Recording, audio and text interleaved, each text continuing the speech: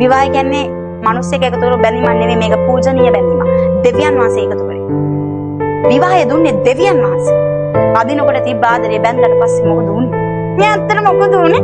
අනේ මගේ සුදු බෝලේ කළු බෝලේ වෙලාලු. බොරු ආදරේ.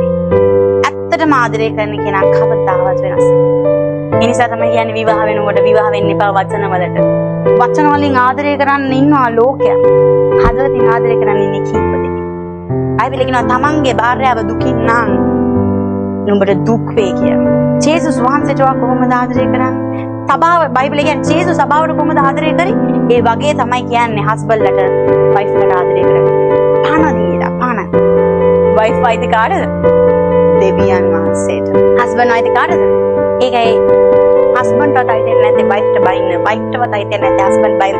එයාලා දෙවියන් වහන්සේට අයිති වස්තු. දෙවියන් වහන්සේට අයිති දෙයකට අත තිබ්බොත් විනිශ්චය දෙවියන් වහන්සේගෙන් ස්වාමීන් වහන්සේ කර දේ මනුෂ්‍යයා විසින් දෙන්න නොකරේවා.